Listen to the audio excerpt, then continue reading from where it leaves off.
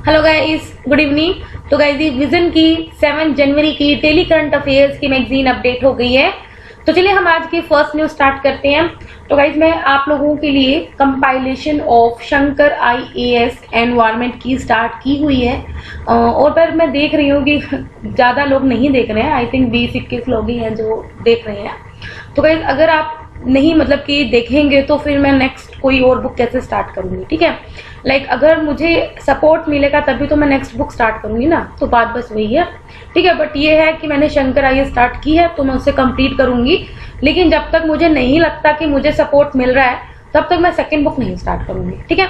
तो चलिए हम आज की फर्स्ट न्यूज स्टार्ट कर रहे हैं। गवर्नमेंट ने कुछ एडवाइजरी अप्रूव करी है ताकि जो ह्यूमन और वाइल्ड लाइफ के कॉन्फ्लिक्ट होते हैं, जैसे सबसे ज्यादा ह्यूमन एलिफेंट के जो कॉन्फ्लिक्ट होते हैं, जिसके लिए हम अलग से एलिफेंट कॉरिडोर्स बनाते हैं ताकि उनको हम मैनेज कर सकें अक्रॉस द कंट्री, ठीक है।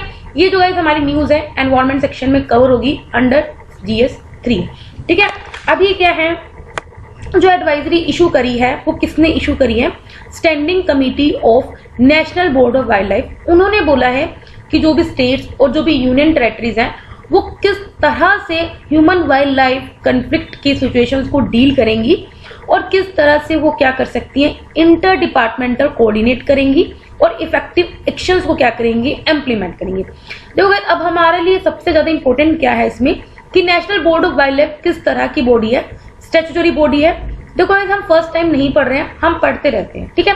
ऐसे हम डेली पढ़ते रहते हैं तो हमें याद हो जाता है कि ये स्टैट्यूटरी बॉडी है, किसके अंडर है। Again very important, wild life protection act 1972 के अंडर है, ताकि हम क्या कर सकें, वाइल्ड लाइफ और फॉरेस्ट को कंजर्व कर सकें और डेवलप कर सकें। अब एडवाइजरी में क्या क्या बताया है, देखो इन्होंने बोला है कि सबसे पहले हम ग्राम पंचायत को एम्पावर करेंगे ताकि वाइल्ड लाइफ एनिमल्स को क्या कर सकें, वो डील कर सकें एज पर वाइल्ड लाइफ प्रोटेक्शन एक्ट के अकॉर्डिंग हम वाइल्ड एनिमल्स को क्या कर सकें, डील कर सकें।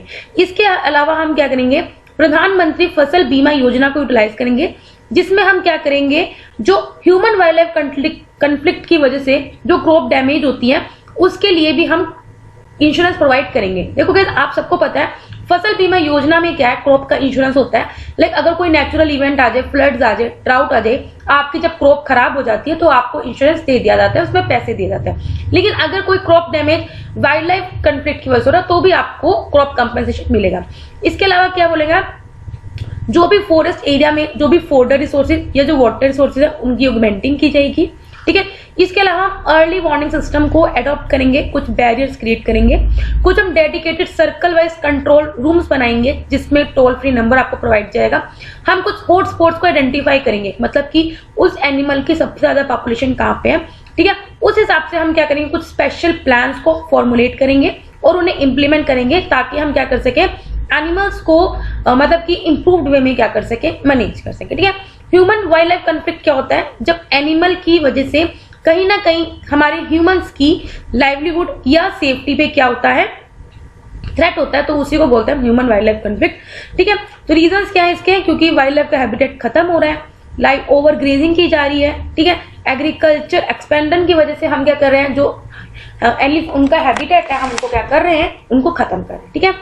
कौन से एरिया जो प्रोटेक्टेड है बट नॉट सेफ, देखो गाइस, अभी क्या है हमारे इंडिया में 726 प्रोटेक्टेड एरियाज है इंडिया में, कंप्राइजिंग जिसकी वजह से हम एक सेकेंड ठीक है। जो गाइस, मैंने जो शेड्यूल 1 की स्पीसीज हैं जिनको highest degree of protection provide की जाती है under the law, they are found outside the notified protected area, ठीक है। मतलब कि उनके लिए प्रोटेक्टेड एरिया बनाया हुआ है उन स्पीसीज के लिए, लेकिन वो फिर भी अपने प्रोटेक्टेड एरिया के बाहर रहती है, ठीक है। जैसे हमारे इंडिया में 726 प्रोटेक्टेड एरियाज बनाए गए हैं, जिसमें मतलब कि अगर हम देखें जो near about 5% of land area जो कंसिस्ट करते हैं।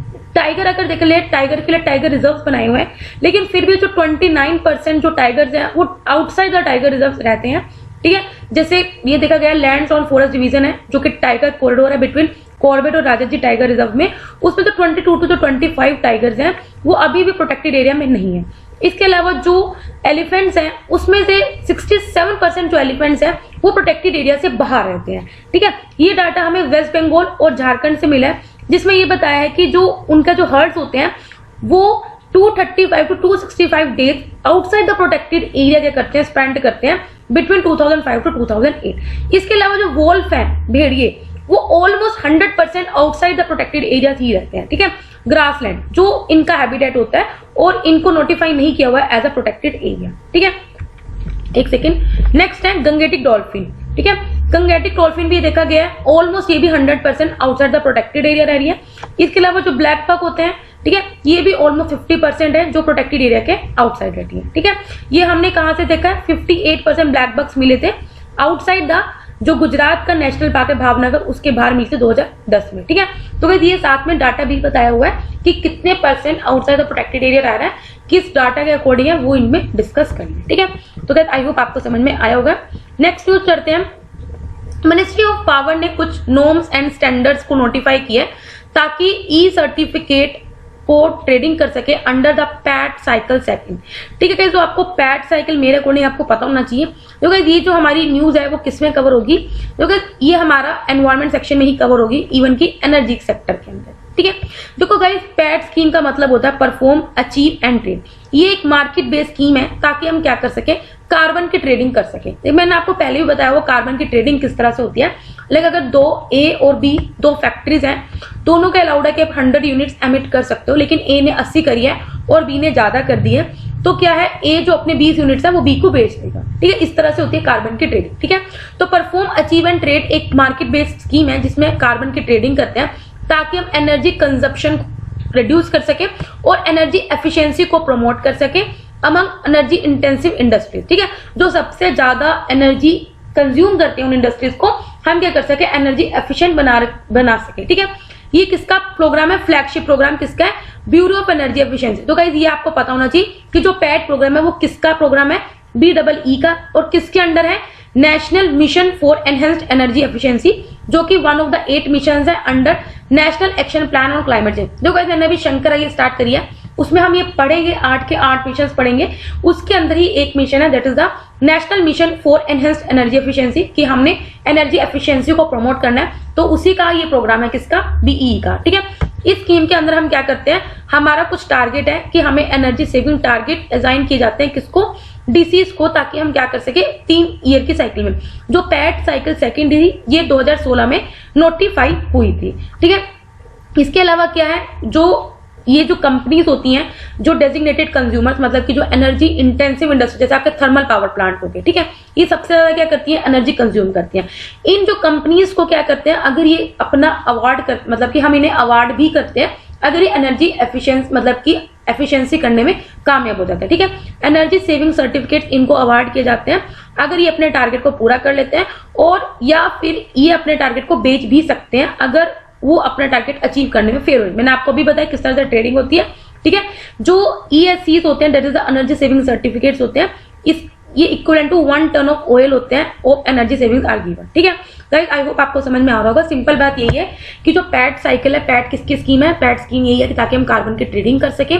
किसका फ्लैगशिप प्रोग्राम है, ब्यूरो ऑफ एनर्जी एफिशिएंसी का, और ये किसके अंडर चलता है, national mission of enhanced energy efficiency के बाद। ठीक है, इसमें मैंने आपको बताया है कि जो भी डेजिग्नेटेड कंज्यूमर्स हैं, अगर वो अपना टारगेट कंप्लीट कर लेते हैं, लाइक अगर वो कार्बन को मतलब कि जितना उनको एमिट करना था उससे कम अगर वो कर लेते हैं, तो उनको एनर्जी सेविंग सर्टिफिकेट अवार्ड किए जाते हैं। ठीक है, इसके अलावा जो एनर्जी सेविंग सर्टिफिकेट है उनको आप ट्रेड भी कर सकते हो, either at Indian energy exchange या फिर पावर एक्सचेंज इंडिया लिमिटेड। ठीक है, और या फिर किसी और यूनिट्स पे इनको खरीद सकते हैं अंडर पैट, जो इनको यूज कर सकते हैं ताकि वो अपने रिक्वायरमेंट्स को पूरी कर सके। ठीक है, ये भी ये पता होना चाहिए कि ब्यूरो ऑफ एनर्जी एफिशिएंसी है, ये एडमिनिस्टर है किसकी, एडमिनिस्टर है, एंड जो सेंट्रल इलेक्ट्रिसिटी रेगुलेटरी कमीशन है वो एनर्जी सेविंग सर्टिफिकेट्स की ट्रेडिंग की रेगुलेटरी बॉडी। ठीक है, तो गाइस आई होप आपको पता चल गया, एक एडमिनिस्ट्रेटर बॉडी है, एक रेगुलेटरी बॉडी है। ठीक है, जो एडमिनिस्ट्रेटर बॉडी है वो ब्यूरो ऑफ एनर्जी एफिशिएंसी है, जबकि जो रेगुलेटर बॉडी है वो कौन सी है, सेंट्रल इलेक्ट्रिसिटी रेगुलेटरी कमीशन। ठीक है,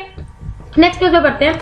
ministry of health and family welfare release longitudinal ageing study of India wave 1 India report. ठीक है गाइस, ये जो रिपोर्ट है हमारी साइंस एंड टेक्नोलॉजी सेक्शन में कवर होगी। ठीक है गाइस, अब ये क्या है, जो longitudinal ageing study of India है, ये एक फुल स्केल नेशनल सर्वे है जिसमें हमने क्या किया है, जो हमारी इंडिया में जो पॉपुलेशन एज्ड हो रही है, मतलब कि जो बुढ़ा रही है, उनकी हेल्थ की इन्वेस्टिगेशन करिए, उनके पास कितना पैसा है, इकोनॉमिक की इन्वेस्टिगेशन करिए, उनके सोशल डिटर्मिनेंट्स को क्या किया है, इन्वेस्टिगेशन किया, और consequences of population ageing in India, मतलब क्या कंसिक्वेंस है कि जो हमारी पॉपुलेशन है वो एज्ड हो रही है। ठीक है, फाइंडिंग्स क्या है, देखो आपको ये समझ में आ गया, longitudinal ageing study of India, ageing की बात हो रही है। ठीक है, कि हम क्या कर सके, साइंटिफिक इन्वेस्टिगेशन करिए health, economic, social determinant and consequences, वजह क्या है पॉपुलेशन एजिंग इन इंडिया। ठीक है, कॉन्सिक्वेंसेस, सॉरी वजह नहीं, मतलब कि एज होने के बाद इसके क्या दिक्कतें हो सकती है। ठीक है, फाइंडिंग क्या है, देखने को मिल रहा है कि जो नंबर ऑफ एल्डरली पीपल है, मतलब 60 प्लस जो लोग हैं वो 3% एनुअली बढ़ रहे हैं और 2050 में ये 319 मिलियन और बढ़ जाएंगे और 2011 सेंसस में 103 मिलियन थे। मतलब आप देख रहे हो 2011 के अकॉर्डिंग ओनली 103 मिलियन थे, लेकिन 2050 में बढ़ के 319 मिलियन हो जाएंगे। ठीक है, इसके अलावा ये देखा गया है हर 2 में से एक जो एल्डरली मेंबर है, ठीक है, वो कहीं ना कहीं क्रोनिक डिजीज से सफर करे। क्रोनिक डिजीज का मतलब क्या होता है, जैसे जो लॉन्ग टर्म डिजीज चलते हैं, जैसे आपकी डायबिटीज होगी, ठीक है, या फिर कोई कैंसर हो गया, इस तरह की जो डिजीज है इनसे सफर करें। जो 27% एल्डरली हैं they have multi morbidity, around जो 40% एल्डरली है वो डिसेबल्ड है, 20% जो एल्डरली हैं वो कहीं ना कहीं मेंटल हेल्थ के रिलेटेड इश्यूज सफर करें। इसके अलावा जो लोगों की एज 45 ईयर से ज्यादा है उनकी जो एवरेज पर कैपिटा इनकम है वो ओनली 44,901 है और इसमें से अ थर्ड ऑफ द, मतलब कि 45 ईयर्स के ऊपर बंदे जितने भी हैं उनमें से जो 1/3 लोग हैं वो हाइपरटेंशन से सफर कर रहे हैं या फिर हार्ट की डिजीज से सफर कर रहे हैं। ठीक है, आप आई होप आपको समझ में आया होगा। इससे अलावा जो 78% ऑफ जो एल्डरली 60 प्लस हैं उनको अपनी पेंशन नहीं मिल रही है या फिर उन्हें टाइम पे अपनी पेंशन नहीं मिल रही है। ठीक है, अब ये जो रिपोर्ट आई है इसकी क्या फाइंडिंग है, ये कहीं ना कहीं नेशनल और स्टेट लेवल प्रोग्राम को फ्रेम करेगा ताकि हम एल्डरली पॉपुलेशन के अकॉर्डिंग कुछ पॉलिसीज को फ्रेम कर सकें। इसका एम यही है कि हमारा जो डिकेड ऑफ हेल्दी एजिंग है उसका एम है ताकि जो वर्ल्ड हेल्थ असेंबली ने बोला है, देखो आपको पता है अभी इंडिया की जो एवरेज एज बताई जाती है वो 67 बताई जाती है, लेकिन अभी हमने कुछ दिन पहले पढ़ा कि इंडिया की जो एवरेज एज है उसको बढ़ा के कितना गया, 73 किया गया। ठीक है, तो हमारा यही है कि हमारा जो डिकेड ऑफ हेल्थी एजिंग है उसको हमें क्या करना है, एम है, मतलब कि उसको हमें अचीव करना है। लाइक ये जो 2021 से लेकर 2030 का जो डिकेड है, हम चाहते हैं अगर कोई बंदा 60 प्लस हो रहा है तो वो अपनी एज में हेल्दी रहे। ठीक है, इसमें क्या करेंगे हम, government, civil society, international agency, private sector, इन सबको इकट्ठे लाएंगे और 10 साल की कोलैबोरेशन करेंगे ताकि हम ओल्डर पीपल की लाइफ को इंप्रूव कर सकें, उनके फैमिलीज को एंड कम्युनिटीज जहां पे वो रहते हैं। ठीक है, तो क्या आई होप आपको समझ में आ गया होगा।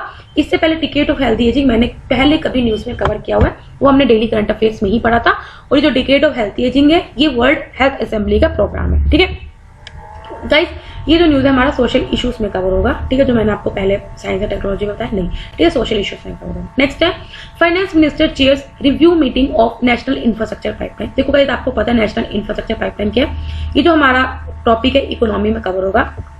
जो फाइनेंस मिनिस्टर ने जो रिव्यू मीटिंग की है, अब आप रिव्यू क्यों कर रहे हो, ताकि हम क्या कर सके, जो नेशनल इंफ्रास्ट्रक्चर प्रोजेक्ट पाइपलाइन के अंदर जो भी प्रोजेक्ट्स हैं उनकी प्रोग्रेस को डिस्कस कर सके, ये देखें कि उस पर जो एक्सपेंडिचर हुआ है या क्या इनिशिएटिव लिए गए हैं वो प्रोजेक्ट में हमने इंप्लीमेंट किए भी हैं या नहीं किए। ठीक है, आप सबको पता होगा जो नेशनल इंफ्रास्ट्रक्चर पाइपलाइन है ये हमारा इनिशिएटिव है कि ताकि हम अपनी कंट्री में वर्ल्ड क्लास इंफ्रास्ट्रक्चर को बना सकें और लोगों की लाइफ की क्वालिटी को हम क्या कर सके, इंप्रूव कर सके। इसका एम यही है कि हम क्या कर सके, प्रोजेक्ट प्रिपरेशन को इंप्रूव करें और इंफ्रास्ट्रक्चर सेक्टर में हम इन्वेस्टमेंट को अट्रैक्ट कर सकें। इसका एम यही है कि हम क्या कर सके, ग्रीन फील्ड और ब्राउन फील्ड प्रोजेक्ट्स में इन्वेस्टमेंट को क्या कर सके, अट्रैक्ट कर सके। देखो ग्रीन फील्ड में क्या होता है, हम कोई इंडस्ट्री बिल्कुल खुद ही सेटअप कर रहे हैं। ब्राउन फील्ड क्या होता है, कोई जो एग्जिस्टिंग कंपनी है, बाहर के जो फॉरेन के लोग हैं वो उसमें इन्वेस्ट कर रहे हैं। ठीक है, हम क्या चाहते हैं कि बाहर के लोग ग्रीन फील्ड इन्वेस्टमेंट ज्यादा करें। ठीक है, खैर नेशनल इंफ्रास्ट्रक्चर पाइपलाइन का एम यही है कि हम ज्यादा से ज्यादा इन्वेस्टमेंट को अट्रैक्ट कर सकते हैं, अब वो चाहे ग्रीन फील्ड हो चाहे ब्राउन फील्ड हो, ताकि हम हर एक इकोनॉमिक और सोशल इंफ्रास्ट्रक्चर को हम क्या कर सके, प्रमोट कर सके। इसका एम यही है कि हम 2020 से 2025 तक हमारा कैपिटल जो एक्सपेंडिचर होगा, इसमें जो हमारा खर्चा होगा वो नियर अबाउट 100 लाख करोड़ होगा, जिसमें हम एनर्जी में 24% खर्चा करेंगे, रोड्स में 18% करेंगे, अर्बन सेक्टर में 17% करेंगे और रेलवे में 12% करेंगे। इसके अलावा जो इन्वेस्टमेंट शेयर किया ये आपको पता होना चाहिए, बहुत इंपॉर्टेंट है।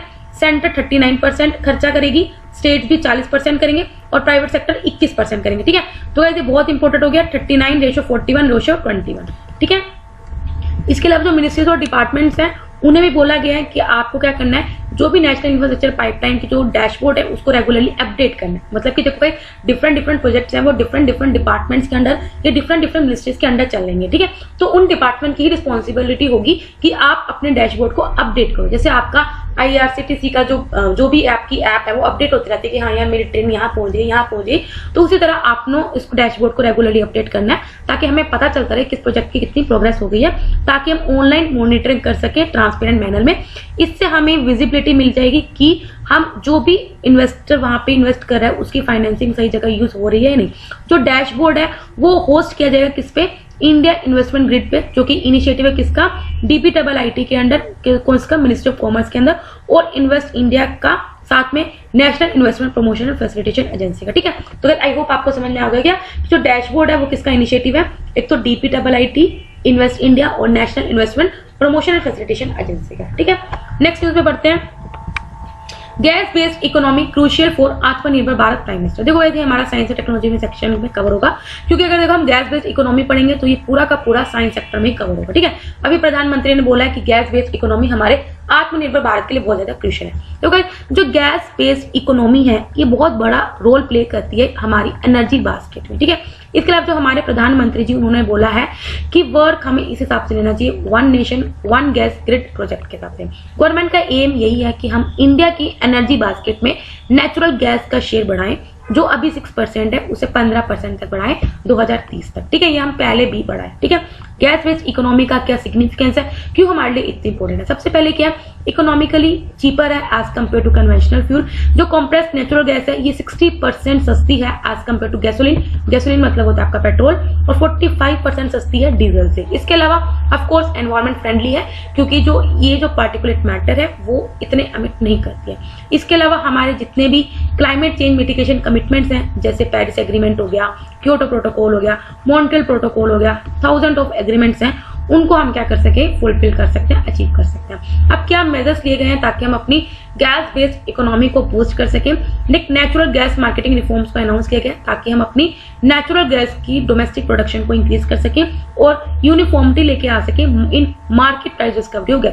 देखो पता चले मैंने नेचुरल गैस प्रोड्यूस कर रही, लेकिन मेरी अगर गैस बिकेगी ही नहीं तो फिर मैं क्यों प्रोड्यूस करूंगी ना। तो इसलिए क्या हमें प्राइस में भी क्या करना है, यूनिफॉर्मिटी लेके आनी है। सेकेंड है 16 बिलियन डॉलर इन्वेस्टमेंट का प्लानिंग किया जा रहा है, जिसमें हम क्या करेंगे 2024 तक गैस इंफ्रास्ट्रक्चर को क्रिएट करेंगे, जैसे पाइपलाइन और सिटी गैस डिस्ट्रीब्यूशन नेटवर्क को हम क्या करेंगे, क्रिएट करेंगे। इसके अलावा ईस्टर्न और नॉर्थ ईस्टर्न पार्ट्स को कनेक्ट करेंगे किसके साथ, गैस ग्रिड के साथ, बाय डेवलपिंग प्रधानमंत्री ऊर्जा Ganga project and north east gas grid project. ये हमने पहले पढ़े हुए हैं, ठीक है। इसके अलावा हम क्या करेंगे, जो सिटी गैस डिस्ट्रीब्यूशन नेटवर्क की जो प्रोजेक्ट की जो कवरेज है उनको एक्सपेंड करेंगे, और हम क्या चाहेंगे जो कंट्री की 50% ज्योग्राफी में कवर करेंगे, और इनका जो 70% पॉपुलेशन तक इनकी रीच पहुंचाई जाए, ठीक है। आगे हम बढ़ते हैं अपनी छोटी छोटी न्यूज पे। Memorandum of cooperation between India and Japan on specified skilled worker, ठीक है। देखो एक अभी क्या हुआ है, पार्टनरशिप हुई है, कोऑपरेशन हुई है, ताकि हम क्या करेंगे, इंडिया के जो वर्कर्स हैं, जो स्किल्ड वर्कर्स हैं, उनको हम भेजेंगे, एक्सेप्ट किए जाएंगे, जो भी क्वालिफाइड हैं, ताकि जापानीज लैंग्वेज में टेस्ट किया जाएगा, ठीक है, ताकि वो जापान के किसी 14 स्पेसिफाइड सेक्टर्स में वहां पे काम कर सके। जो भी इंडियन वर्कर्स होंगे उन्हें एक न्यू स्टेटस वहां पे ग्रांट किया जाएगा of residence of specified skilled worker by Japan, ठीक है। जापान उन वर्कर्स को ये स्टेटस प्रोवाइड करेगा, that is the specified skilled worker, ठीक है। जो मेमोरेंडम ऑफ कोऑपरेशन साइन हुआ है, इससे हमारा of course people to people contact बढ़ेगा, ठीक है। वर्कर्स और स्किल्ड प्रोफेशनल्स की मोबिलिटी होगी, मतलब एक कंट्री से दूसरी कंट्री में जाएंगे फ्रॉम इंडिया टू जापान। जो बेनिफिशियरीज होंगे वो स्किल्ड सेक्टर के किस किस सेक्टर्स में है, नर्सिंग में, construction, aviation, lodging, agriculture and fisheries में। नेक्स्ट है इंडिया और श्रीलंका ने कुछ मल्टीपल बिजनेस प्रपोजल्स में डिस्कस किए। इंडिया और श्रीलंका ऐसे निगोशिएट कर रहे हैं, डिस्कस कर रहे हैं कि हमें कुछ इकोनॉमिक एक्टिविटीज को रिवाइव करना चाहिए after post pandemic world. Corona के बाद जो भी अब हुआ है हो चुका, इकोनॉमिक एक्टिविटी को हम क्या करते हैं, रिज्यूम करते हैं। इंडिया का जो बिजनेस है वो इंडिया खुद चाहता है कि वो श्रीलंका में इन्वेस्ट कर सके, क्योंकि वहां पे काफी अपॉर्चुनिटीज हैं, जैसे फार्मास्यूटिकल्स की, मैन्युफैक्चरिंग, टूरिज्म, यहाँ पे हम इन्वेस्ट कर सके, ठीक है। दोनों साइड ने डिस्कस किया कि क्या अपॉर्चुनिटीज हैं, जैसे special Jones for pharmaceutical manufacturing या टूरिज्म, ये सब डिस्कस किया है।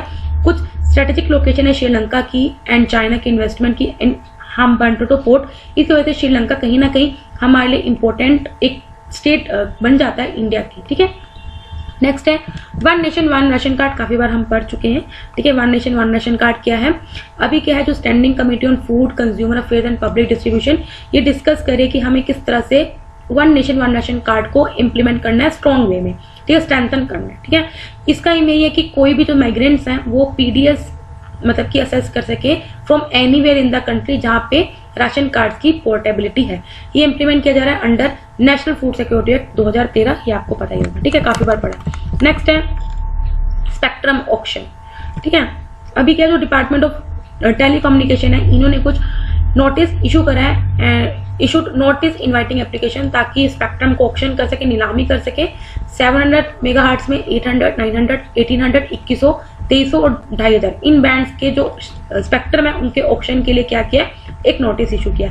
स्पेक्ट्रम का मतलब मैंने आपको पहले ही बताया, कुछ रेडियो वेव्स का कुछ रेंज होती है जिनको हम कम्युनिकेशन पर्पस के लिए यूज करते हैं। ठीक है, आप टेलीफोन यूज कर रहे हो, मोबाइल यूज कर रहे हो, कम्युनिकेशन के लिए यूज करते हो ना, तो उस कम्युनिकेशन में जो रेडियो वेव्स होती हैं वही आपको क्या करती है, एक बंदे से दूसरे बंदे तक आप कनेक्ट कर सकते हो। ठीक है, बिना रेडियो वेव्स के आप कनेक्ट नहीं कर सकते। ठीक है, अकॉर्डिंग टू जीएसएम एलियंस जो मोस्ट सुटेबल स्पेक्ट्रम है टेलीकम्युनिकेशन का वो 400 मेगाहर्ट्ज से लेके 4 गीगाहर्ट्ज तक रेंज का होता है। ठीक है, और ये जो बैंड्स होते हैं ग्लोबली यूज किए जाते हैं for various telecommunication purposes. However जो लोअर फ्रीक्वेंसीज होती हैं, अगर आप 400 मेगाहर्ट्ज से कम की फ्रीक्वेंसी या बैंड यूज कर रहे हो तो नो डाउट उसमें पावर कम लगेगी, ट्रैवल भी वो ज्यादा करेगा, पर ये है कि वो डिस्टर्बेंसेस से लेस इफेक्ट होते हैं और आपको ज्यादा कवरेज प्रोवाइड करते हैं इनसाइड द बिल्डिंग्स। ठीक है, नेक्स्ट है फेम, ये हमने पहले पढ़ा हुआ है, faster adaptation and manufacturing electrical vehicle setting scheme. ठीक है, अभी ये जो रिसेंटली जो इलेक्ट्रिक व्हीकल मैन्युफैक्चरर्स हैं उन्होंने बोला है कि अगर हम फेम सेकंड के अंदर इन्वेस्ट करना चाहें तो उन्हें क्या रिलैक्सेशन मिलेगी। ठीक है, हम भी चाहते हैं कि इलेक्ट्रिकल व्हीकल्स की प्रमोशन हो, ज्यादा से ज्यादा यूज बढ़े। ठीक है, और उसके लिए हमें इन्वेस्टमेंट चाहिए। ठीक है, अगर कोई उसमें इन्वेस्ट करना चाह रहा है तो इन्वेस्टर भी सोच रहा है कि यार मुझे क्या रिलैक्सेशन मिलेगी। आपको पता है हमारा जो national electrical mobility mission plan है 2020 का, उसके अंदर क्या जो डिपार्टमेंट ऑफ हैवी इंडस्ट्री है उसने फॉर्मुलेट किया है इस स्कीम को 2015 में। इसका एम यही है कि हम क्या कर सके, इलेक्ट्रिक या फिर हाइब्रिड व्हीकल की टेक्नोलॉजी की मैन्युफैक्चरिंग को प्रमोट कर सके और सस्टेनेबल ग्रोथ कर सके। ठीक है, फेज सेकंड जो इस स्कीम का है वो 3 साल के लिए अप्रूव किया गया है, जो 1 अप्रैल 2019 से शुरू हो चुका है। इसका एम यही है कि हमें क्या करना है, ई बसेस को सपोर्ट करना है और इलेक्ट्रिक के 2 व्हीलर्स को हमें क्या करना है, सपोर्ट करना है और इसकी डिमांड को हमें क्या करना है, जनरेट करना है। ठीक है, नेक्स्ट है मैग्नेटो टेलोरिक सर्वे। ठीक है, जो कहती है मैग्नेटो टेलोरिक सर्वे क्या है, एक जियो फिजिकल मेथड है जिसमें हम क्या करते हैं, नेचुरल टाइम वेरिएशन को यूज करते हैं किसके, अर्थ के मैग्नेटिक और इलेक्ट्रिक फील्ड के, ताकि हम क्या कर सकें कि अंडरग्राउंड क्या प्रोसेस हो रही है, क्या स्ट्रक्चर है उसको हम समझ सकें। मेरी बात समझ में आई, अर्थ का अंदर क्या चल रहा है, क्या स्ट्रक्चर है, क्या प्रोसेसेस चल रही हैं, उनको समझने के लिए हम क्या करते हैं, कुछ उनकी जो नेचुरली जो टाइम वेरिएशन हो रही है अर्थ के मैग्नेटिक और इलेक्ट्रिक फील्ड को हम क्या करते हैं, यूज करते हैं।